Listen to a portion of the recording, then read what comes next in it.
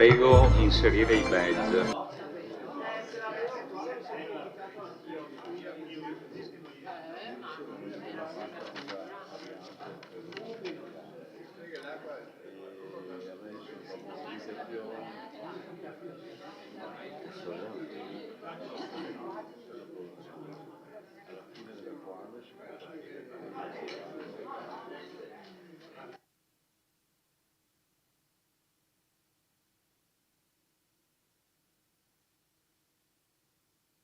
Prego i consiglieri di inserire il badge.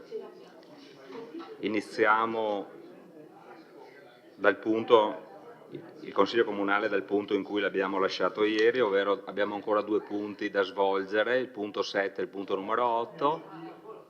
Lascio la parola al segretario per l'appello. Valdiana Mirella, Casagrande Andrea, Dareggian Antonio, De Antoni Giulio, De Bastiani Alessandro, De Nardi Barbara, no. Dus Marco, Miatto Antonio, presente. Pagotto Alberto, presente. Parrella Roberto, Casera Gianni, Rosset Mario, Salette Silvia, c'è? Sì. Sant'Antonio Paolo, presente. Scottà Giancarlo, Tonon Roberto e Varaschin che è assente. Per adesso abbiamo 4 assenti. Chiedo a Silvia Salezze di inserire il badge e anche il consigliere Rossetto. Grazie. Bene. Dobbiamo sostituire la De Nardi come scrutatrice? Sì, allora scrutatori, chi era? Pagotto. Era Pagotto Rasera e la De Nardi che non c'è adesso. Sostituiamo con Mirella Bagliana, se accetta, grazie. Bene, apriamo il punto numero 7 della discussione. Relazione sull'attuazione del piano di razionalizzazione delle partecipazioni detenute alla data del 31/12/2021 e revisione periodica delle partecipazioni detenute alla data del 31/12/2022 ex articolo 20 del decreto legge 19 agosto 2016 numero 175. Lascio la parola direttamente al dottor Sarri. Prego. Allora, buonasera a tutti. Allora, questo è un adempimento ormai periodico, obbligatorio, da adottarsi entro il 31 dicembre e consta di 2 allegati. Il primo allegato è una relazione sullo stato di attuazione del precedente piano approvato da questo Consiglio l'anno scorso. Il secondo invece è il piano di razionalizzazione vero e proprio che sarà oggetto di verifica il prossimo anno, insomma. Con il precedente piano di razionalizzazione era stato deliberato di mantenere le partecipazioni nelle società. Può stare un po' più staccato, dicono che sia troppo alto. Ecco, era stato deliberato il mantenimento di tutte le partecipazioni nelle società, nelle partecipazioni detenute dal Consiglio Comunale, e era stato confermato di fatto il recesso dalla società Intermodale Vittoriese SRL. E durante l'anno diciamo che i termini, diciamo che l'esercizio del diritto di recesso prevedeva sostanzialmente la liquidazione della quota chiesta la liquidazione della quota in denaro da parte della società nei termini previsti dall'articolo 2437-4 del Codice Civile. Questo implicava sostanzialmente che la società avrebbe dovuto offrire in opzione le nostre quote ai propri soci. Se fosse stato infruttuoso avrebbe dovuto offrire le proprie quote ai terzi. Se ulteriormente fosse stato infruttuoso avrebbe dovuto deliberare la riduzione del capitale sociale e liquidare e liquidare il comune. Il tutto entro un termine di 180 giorni dalla richiesta di liquidazione della quota. Termine ampiamente spirato, per cui durante l'anno 2023 il Comune si è adoperato per sollecitare la convocazione di un'assemblea straordinaria affinché e comunque al fine di fare un'azione conservativa del capitale sociale, al fine di vedersi liquidata la quota. Situazione che di fatto adesso andrà a risolversi perché alla data della redazione del documento, ma comunque ieri, la società è stata posta in liquidazione e nominato un commissario liquidatore, quindi entro breve la situazione la quota di intermodale vittoriese sarà liquidata. Altra cosa, non avendo alienato la quota nei termini, il Comune era stato soggetto ad un procedimento sanzionatorio che consisteva di fatto nella perdita di qualsiasi dell'esercizio dei propri diritti sociali in seno alla società. Per quanto riguarda invece il piano che andremo a fare nel 2024, quindi il piano di razionalizzazione, viene deliberato il mantenimento di tutte le quote, di tutte le partecipazioni già in essere, fatto salvo appunto la quota di intermodale vittoriese. Non aggiungerei altro perché di fatto le partecipazioni sono sempre quelle, insomma, quindi non andrei, rimango a disposizione, insomma, perché non abbiamo nuove acquisizioni di nuove partecipazioni. Grazie. Grazie. Apriamo la discussione. Prego.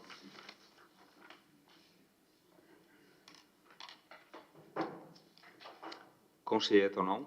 Sì, buonasera, grazie. Io ho solo due domande in realtà.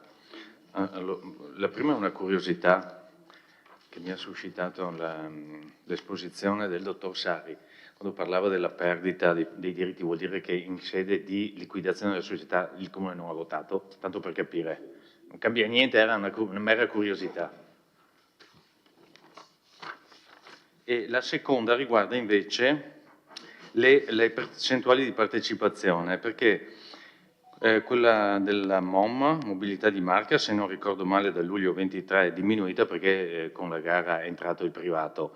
Una curiosità invece, non conosco il motivo, per cui la quota è diminuita da 9,4 a 9,2 dal 23 per il Consorzio Servizi Generali del Territorio e per il Consiglio di Bacino. Grazie. Lascio la parola al dottor Sarri, prego. Allora, sul primo aspetto, guardi, è un problema con cui che ho condiviso con il notaio, che ha diciamo, messo in liquidazione la società, nel senso che a mio avviso il Comune di Vittorio Veneto ha perso qualsiasi diritto sociale sulla società. E il notaio che mi ha posto che appunto ha deliberato la liquidazione della società, ha chiesto al Comune di Vittorio Veneto il rilascio di una dichiarazione nella quale si attestava che il Comune di Vittorio Veneto era socio e quindi su questo siamo tutti d'accordo perché il Comune di fatto è ancora socio, non è che la quota è ancora lì, e che appunto aveva perso qualsiasi diritto sociale ai sensi del TUSP. Con questa dichiarazione l'abbiamo resa sia a Intermodale Vittoriese che al notaio che l'ha acquisita, ma comunque ha invitato il Comune di Vittorio Veneto alla partecipazione dell'Assemblea. E quindi sull'esito, sul fatto che il Comune abbia votato o meno non ero presente, quindi non glielo so dire, ma immagino di sì. Dopodiché sulla validità del voto penso che il garante sia stato il notaio. A mio avviso, francamente, il TUSP dice, è chiaro, insomma, quindi abbiamo perso qualsiasi diritto sociale, insomma. Per quanto riguarda la MOM, sì, sostanzialmente, nel senso che c'è stato l'ingresso del socio privato e si sono rivisti i capitali. La percentuale è cambiata, anche questa, e l'abbiamo aggiornata perché c'è stato anche lì una operazione sul capitale sociale. Adesso francamente non la ricordo bene, soltanto che prima di scriverla andiamo sempre a fare una visura camerale e ci aggiorniamo e aggiorniamo la percentuale. Insomma, adesso francamente magari mi riservo di comunicarglielo, ma c'è stata anche lì un'operazione sul capitale sociale. Sì, sì, sì, sì.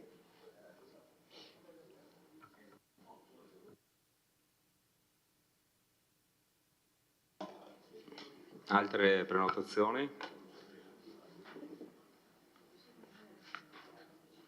Se non ci sono interventi, passiamo alla dichiarazione di voto. Dichiarazione di voto. Non ci sono dichiarazioni di voto, passiamo in votazione.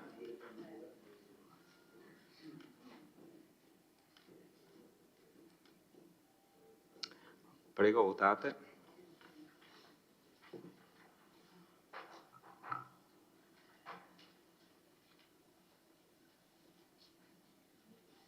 Bene, la delibera è approvata con favorevoli 14, contrari 0, astenuti 0. Votiamo la immediata eseguibilità. Prego, votate.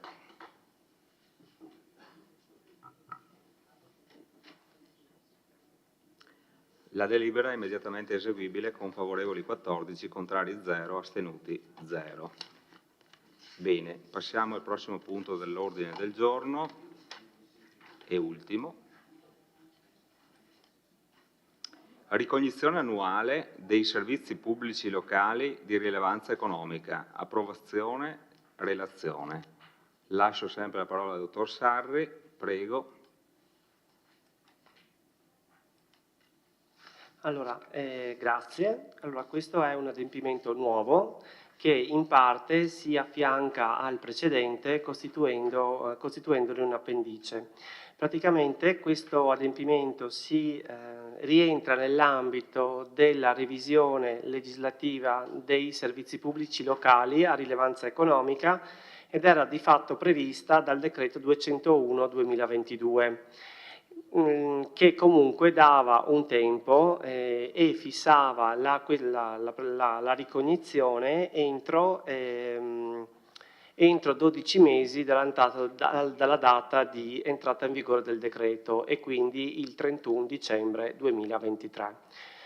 La rilevazione consiste nel rilevare sotto, a questo punto è un controllo vero e proprio, sotto vari aspetti e sotto varie funzioni, tutti i servizi di rilevanza economica affidati a terzi.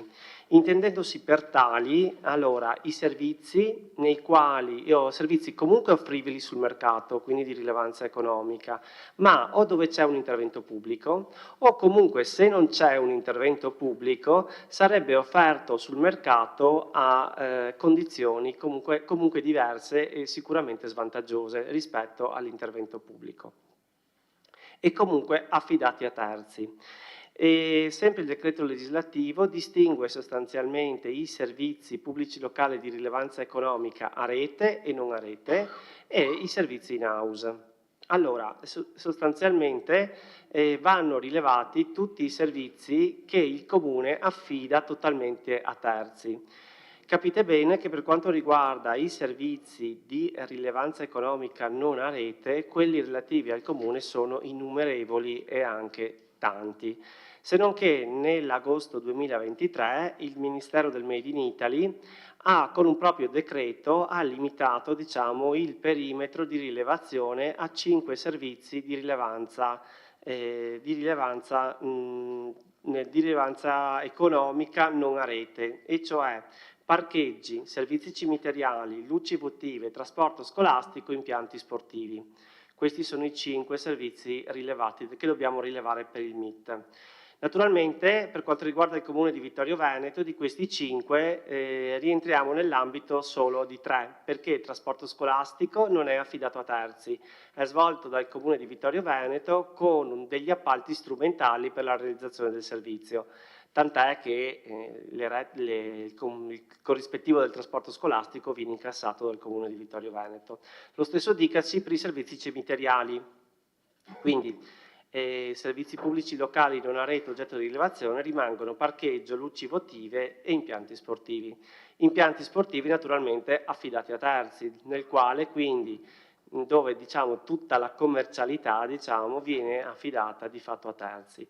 Allora, su cosa rilevano, cosa dice la legge? Dottor Sarri, Sì. mi chiedono se è possibile vedere le slide, se c'è una relazione o no. La relazione, sì, Ok. sì, Grazie. magari la cerco e gliela proietto. Sì, sì. Allora, viene praticamente l'ambito di diciamo, di indagine di questa relazione sostanzialmente abbraccia vari aspetti. Sicuramente l'andamento economico-finanziario del gestore, la qualità del servizio, la verifica degli obblighi contrattuali, perché noi affidiamo a terzi sulla base di un contratto, e oneri ed entrate per quanto riguarda l'ente. Allora, per quanto riguarda illuminazione votiva e parcheggi, diciamo che la rilevazione è stata piuttosto semplice, nel senso che ci siamo rivolti a un gestore strutturato, il quale ha fornito sicuramente tutti i dati relativamente al proprio andamento economico-finanziario e anche per quanto riguarda diciamo, la qualità del servizio. Generalmente la qualità del servizio non è che ce la siamo inventata, viene rilevata sulla base degli indici di qualità che sono stati definiti proprio nel decreto di agosto dal Ministero del Made in Italy. E la parte più ostica, diciamo, e quindi abbiamo cercato di fare la rilevazione meglio che si poteva, ma comunque mi sento di dire che è abbastanza che è attendibile, insomma, quindi non è che ci siamo inventati i dati, questo è il senso, è la gestione degli impianti sportivi. Allora, perché qualora il gestore sia una società, esempio pratico piscine, questo è molto semplice, valutare l'andamento economico, si prendono i bilanci, si fa un'analisi di bilancio, un po' quello che è stato fatto per il controllo analogo e si vede subito l'andamento economico finanziario della gestione. Per quanto riguarda la qualità del servizio, anche per quanto riguarda le piscine, la società è una società strutturata, quindi analisi di qualità ne fa e quindi di fatto anche lì è stato molto semplice monitorarlo. Per quanto riguarda gli obblighi contrattuali, per le piscine, ad esempio, abbiamo rilevato che è necessaria una maggiore attenzione ai pagamenti, quindi al rispetto della convenzione, e per quanto riguarda gli oneri in capo all'ente, oneri entrate in capo all'ente, questi sono dati di bilancio che riusciamo a reperire molto facilmente.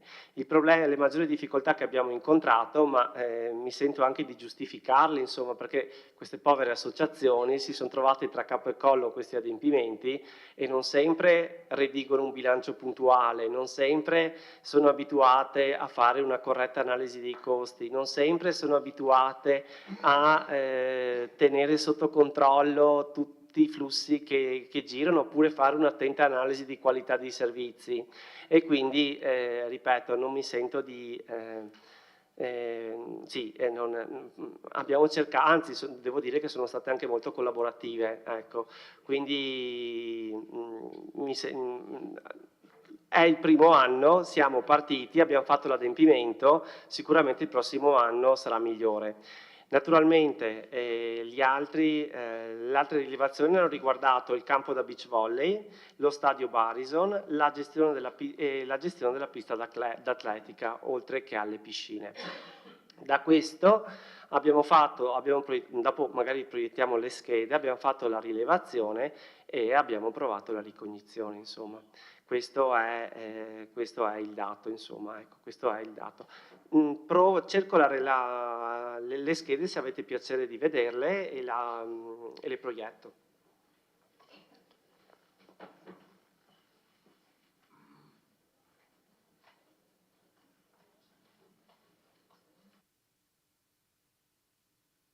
Apriamo gli interventi o volete vedere un attimo nel frattempo?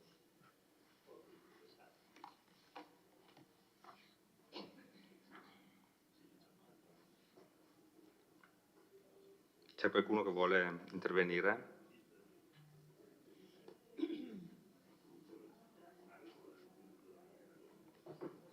passiamo alla votazione o no, domanda? Prego, consigliere Bagliana.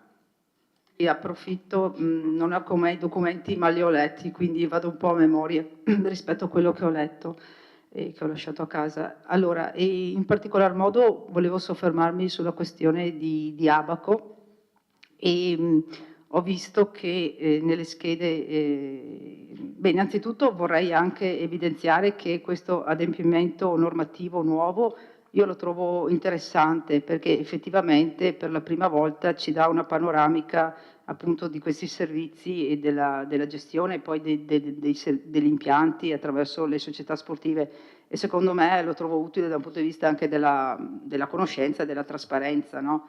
E quindi ben venga quando ci sono queste forme di richieste. E, tornando sulla questione di Abaco, c'era l'importo produttivo, scusate se non uso termini legati all'aspetto del bilancio, ma purtroppo non li conosco. Comunque, allora, dove viene evidenziato che Abaco ha un'entrata, mi aiuti dottor Sarri, di 1.500.000 euro come società, un utile, posso dire così, 1.500.000 euro e su tutti i comuni immagino che gestisce, no? Sì, quindi totale societario. E per quanto riguarda invece diciamo, il ricavo che dà al comune, che versa al comune di Vittorio Veneto come accertamenti, cioè sono circa 35.000 euro, circa 35.000 euro, vado a memoria.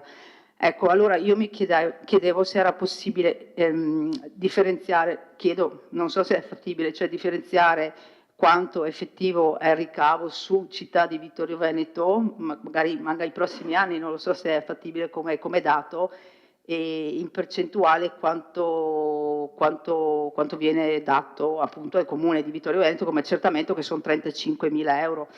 E mi ponevo anche la questione che la cifra è veramente bassa rispetto a quello che è poi il ricavo. Noi non riusciamo a fare una valutazione perché non abbiamo conoscenza rispetto alla società su che territori opera questa società, su quanti comuni interviene, quindi non riusciamo a fare una valutazione in percentuale rispetto a quello che noi riusciamo come comune a percepire da Abaco.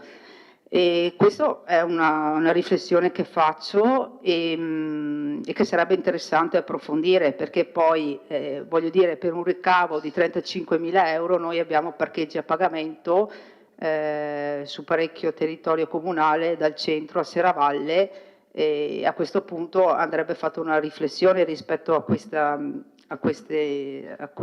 tariffa, insomma.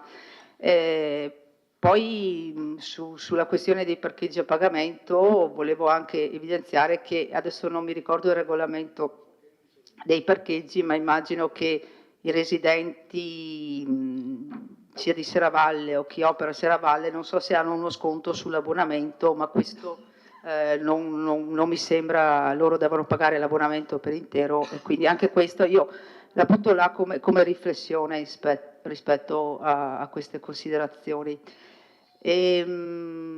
Poi invece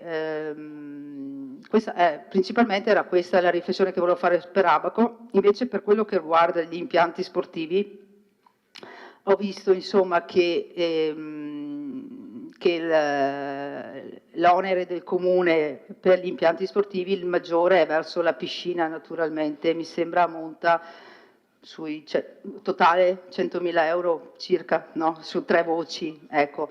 E qui rispetto ad un'entrata che non mi ricordo, però vabbè, c'è un sistema di gestione molto, come ha detto lei, molto complicato perché appunto è un sistema impiantistico che impiega molte risorse sia in termini di personale che poi di gestione e quindi quello è e quello rimane. Ok, mi fermo qua. Grazie.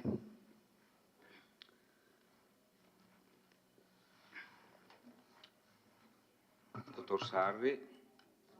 Okay, sì, allora, per quanto riguarda Abaco, sì, sostanzialmente l'occasione è quella giusta, nel senso che è in corso la nuova concessione per quanto riguarda i parcheggi.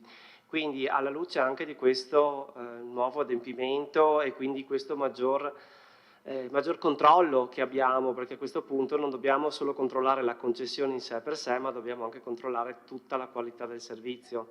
Quindi sicuramente di questi aspetti che lei giustamente ha evidenziato ne dovremo tener conto nella nuova concessione che si andrà a fare, ma mi sembra sia proprio a breve che il servizio competente ne deve tener conto. Quindi sicuramente nella prossima razionalizzazione del prossimo anno vedremo gli effetti anche del nuovo contratto, insomma, quindi quello sì. E sulle piscine, sì, questo sono i dati di bilancio. Ripeto, è come dire, la gestione delle piscine è una gestione complessa, e la convenzione invece, questa qui è un po' più lunga, logicamente la gestione delle piscine è anche una gestione onerosa, quindi di fatto comprendiamo anche che ci siano difficoltà nel rispetto degli obblighi contrattuali, tant'è che abbiamo qui l'assessore allo sport, ce lo può confermare, l'amministrazione è abbastanza attenta e disponibile nella società anche per quanto riguarda i piani di rientro, la gestione dei contributi e la manutenzione, insomma. Direi che non ho altro. Se posso permettermi, come consigliere ovviamente di Forza Italia, io prenderei lo spunto di riflessione della consigliera Bagliana relativamente alla concessione dei parcheggi o ai parcheggi, perché effettivamente ogni consigliatura ritorna al problema. Bisognerebbe capire se è conveniente per il Comune introitare poche lire e bloccare diciamo, diversi punti della città con i parcheggi blu, piuttosto che fare uno spunto di riflessione e sbianchettare tutti i parcheggi, diciamo sbianchettare per lasciare la libertà insomma, ai parcheggi a tutti. Questa è una riflessione che dal mio punto di vista è interessante. Consigliere De Antoni, prego.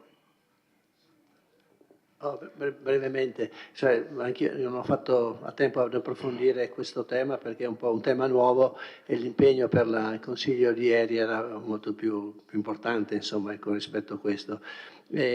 Io mi sono soffermato sugli impianti sportivi e effettivamente si vede anche diciamo, le modalità diverse di compilare questi moduli in relazione anche all'organizzazione che una società ha, e quindi probabilmente quello che volevo suggerire, visto che ci sono sicuramente almeno 2 contratti importanti, quello della pista di atletica e quello della Bariso, mi sembra che sono in scadenza, cioè bisognerebbe nel contratto, vincerà chi vincerà, però già definire da subito quali sono i parametri che poi su cui verranno poi diciamo, verificati, no? Perché in effetti anch'io sono in una società sportiva che ha un giro anche abbastanza importante, però questi aspetti qui non ce li siamo mai, cioè, i nostri sono contenti, sì bene, dai, aumentano gli iscritti, bene, ecco, questo è il parametro per valutare la qualità. Invece con questi termini, che sono sicuramente più approfonditi e più validi, sicuramente imponendo dall'inizio, quando si fa il contratto, diciamo, la previsione di questi parametri, poi sarà più facile anche valutarli. Il lavoro è un po', come dire, imposto dall'alto e quindi anche con schemi predefiniti che non sempre sono così comprensibili, però cercando di diciamo, declinarli sulle nostre realtà sicuramente possono essere utili per gestire meglio questi impianti sportivi che poi anche richiedono tanto lavoro, ma sono molto importanti insomma, per le persone che poi li utilizzano. Grazie. Altri interventi? Altrimenti passiamo in dichiarazione di voto. Dichiarazione di voto. Non ci sono dichiarazioni di voto. Passiamo in votazione.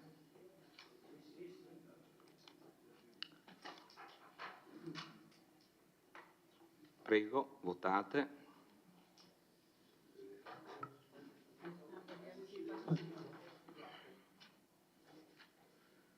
Consigliere Bastiani. Bene, allora la delibera è approvata con favorevoli 14, contrari 0, astenuti 0, unanimità. Votiamo ora la immediata eseguibilità.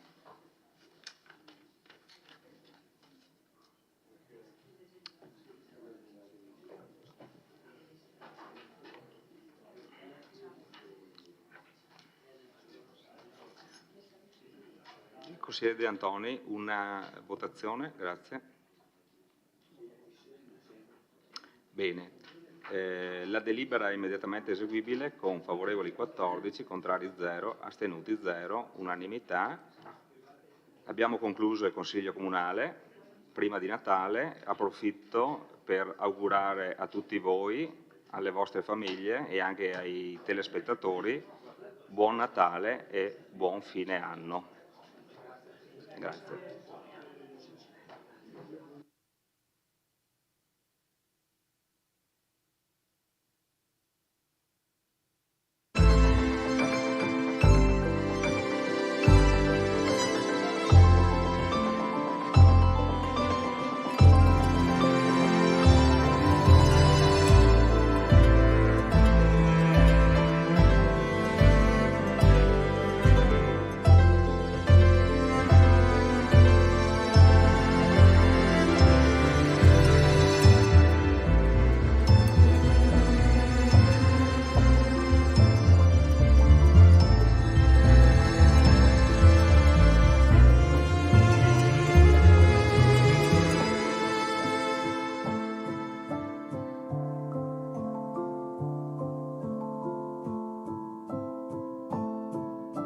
Se uscite con i badge dalle basette, grazie,